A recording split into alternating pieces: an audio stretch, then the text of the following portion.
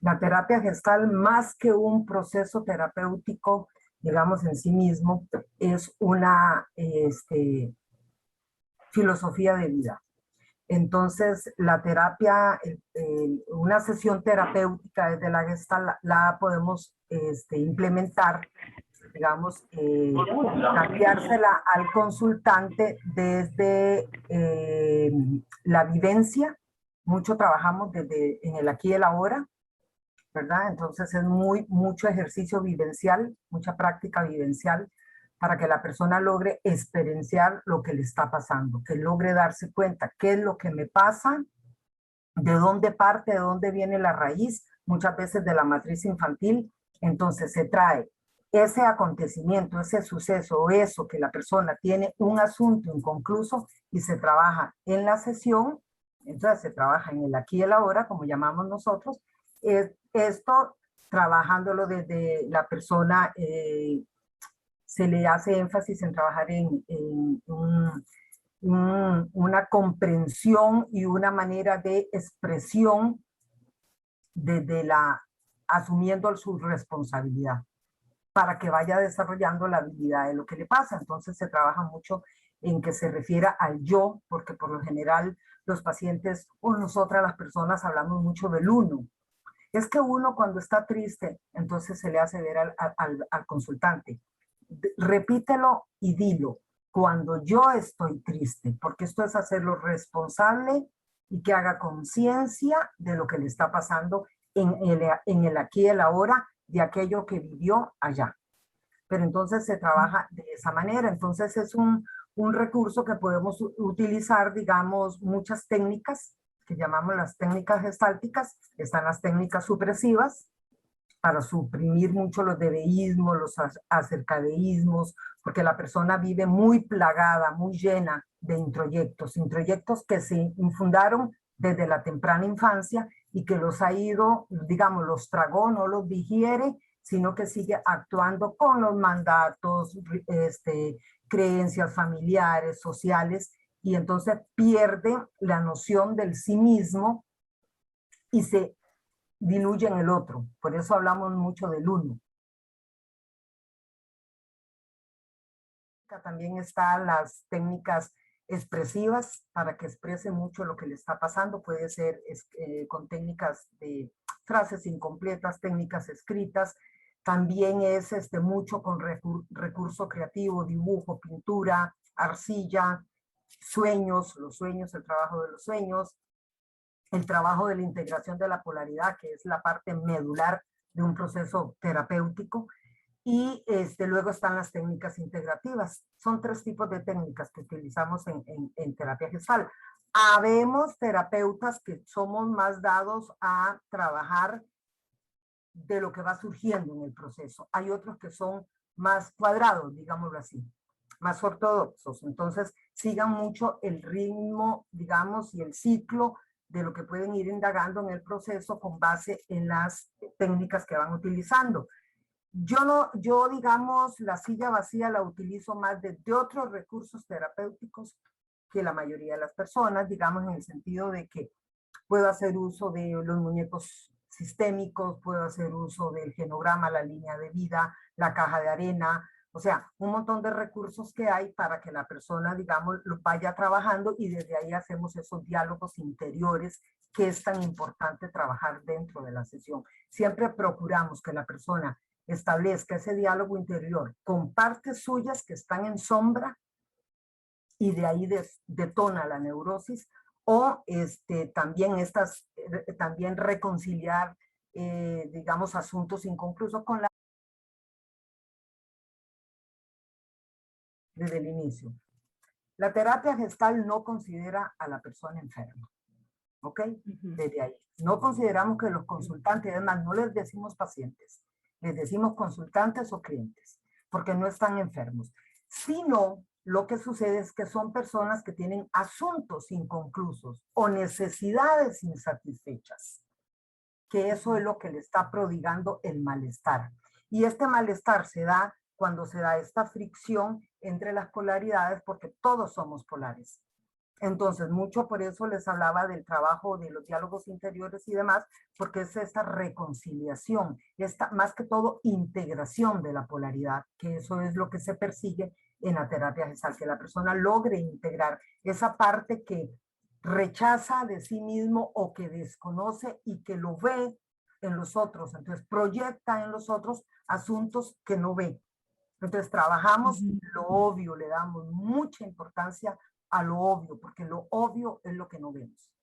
Entonces, no nos enteramos y seguimos en este patrón, en estos mecanismos neuróticos que distintamente, digamos, las personas asumen algunos, otras asumen otros, ¿verdad? Entonces, trabajamos desde ahí. Entonces, ¿qué pasa? Que si algo sucedió en la temprana infancia, hay una herida infantil, digámoslo así. Entonces, aquello sucedió con la maestra, con los compañeritos del kinder, con la mamá de la primera infancia, que nunca es la misma de la mamá del adulto, parece mentira. Entonces, muchas veces ellos tienen conflicto con la mamá de la primera infancia o el papá, porque claro, suele pasar en consulta que llegan los consultantes y traen un rollo, digamos, un asunto inconcluso, una necesidad insatisfecha, digamos, de afecto. Que la mamá no la miró mucho o que eran muchos hermanos, entonces viene ese vacío, se va creando, queda esa necesidad insatisfecha. Entonces el asunto que hay que resolver es con la mamá de la infancia, porque muchas veces la mamá actual es una mamá que ya más bien se cambió el rol, es una mamá que depende más del hijo, entonces vienen estos cargos de culpa y surge el avergonzador, ah, sí, vos que le haces esto a tu mamá y que tu mamá tan buena que es, pero la mamá de hoy, de yo adulta, que ya sé racionalizar muchas cosas, entender, comprender muchas cosas, pero la niña aquella que tengo dentro de mí no masticó bien, no digirió bien esta relación que instauró con la mamá cuando era chiquita y entonces de ahí viene el conflicto. Entonces se trae eso y se trabaja en el aquí y el ahora y se hace todo un despliegue para que la persona se dé cuenta y logre hacer contacto con lo que le pasa. Porque una vez que la persona hace contacto con lo que le pasa, puede hacer conciencia, puede tomar conciencia, puede percatarse, lo que llamamos el darse cuenta de cuál es mi necesidad. Porque hay necesidades que ya esa madre ya fue, pero él se puede prodigar el consuelo. Ajá. De repente necesita un abrazo contenedor y ya el adulto hacemos todo un trabajo para que sea el adulto el que se abrace a sí mismo y logre, digamos, sobrellevar o calmar, digamos, esa ausencia afectiva que puede. Entiendo, ¿verdad? Y hay algo importante, nosotros trabajamos 3 darse cuentas. Nosotros, fundamental es el darse cuenta y el hacer contacto, ¿ok? Pero hay 3 darse cuentas. Entonces está el darse cuenta de la zona interna que es de la piel hacia adentro, que la persona haga conciencia corporal. ¿Por qué? Porque el cuerpo es el receptáculo de nuestras emociones. Entonces, cuando trabajamos el cuerpo, porque también trabajamos a nivel corporal, entonces de repente ahí puede aflorar mucha información valiosa que le va a servir al consultante para mejorar. Luego está la zona externa que es de la piel hacia afuera, lo que pasa, el ruido, el otro, porque mucha gente vive para la afuera y no tiene mucho contacto interno.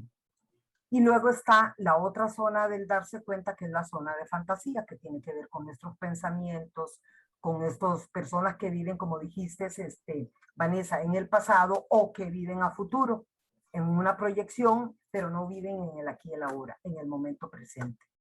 Entonces es esto de que la persona aprenda de qué manera hace contacto, de qué manera se mueve en el mundo, porque nosotros decimos que el conflicto o el sufrimiento deviene en la medida que la persona, digamos, como hace contacto con el entorno. Llámese los otros, llámese la cultura, o sea, que sea de piel para afuera. Entonces, es en esa frontera, en esa línea, de la manera en que hacemos este contacto con el entorno, con nosotros, es donde puede devenir mucho el mecanismo neurótico, porque muchas veces yo introyecto, o sea, mucho del peso de lo que me dijeron, lo sigo actuando. Muchas veces yo más bien soy confluente, entonces más bien me dejo llevar por lo que dicen los demás, no logro, hago muchas relaciones simbióticas, estoy muy pegada en mi pasado, muchas veces retroflecto, que la mayoría de los casos retroflectamos mucho, y una persona retroflectora es una persona que tiene padecimientos físicos, dolores de cabeza, gastritis, colitis, depresión, úlceras, alergias. Ese es un retroflector. Yo me hago lo que le quisiera hacer al entorno. Entonces la persona enferma físicamente. Y luego está el deflector, que también somos muchos. Yo siempre tengo mi teoría que la cultura costarricense es deflectora. ¿Por qué? Porque no hacemos contacto con la emoción, no hacemos contacto con lo que pasa. Sucede algo desagradable y hacen un chiste. Hasta de las cosas, fíjense en los memes y todo, que dan mucha risa porque son recreativos, ¿verdad? Pero sí somos muy deflectores. Es esto, ¿qué es lo que hace el deflector? Yo no hago contacto con lo que me pasa. Entonces, en sesión, ¿cómo lo notamos? Una persona que se vuelve verborreica, pero no llega al orgullo. Se aleja digamos, de lo afectivo. Es una persona que para todo saca un chiste, es una persona que interrumpe a los otros, es una persona que está en esta constante deflexión, o sea, rechazo el contacto, porque el contacto ¿a qué me lleva? A la emoción. E ingresar al mundo emocional trae su conflicto. Es fuerte, es fuerte. Entonces, por eso a mí me encanta el enfoque gestáltico, porque es un enfoque muy amigable, muy contenedor, muy sostenedor. Nosotros decimos, ¿cuál es el rol del terapeuta? Guiar, acompañar, sostener al consultante para que se dé cuenta y haga contacto con lo que le pasa y logre satisfacer su necesidad. Digamos, en eso trabajamos. Entonces es una terapia, como les digo, es más que terapia, es una filosofía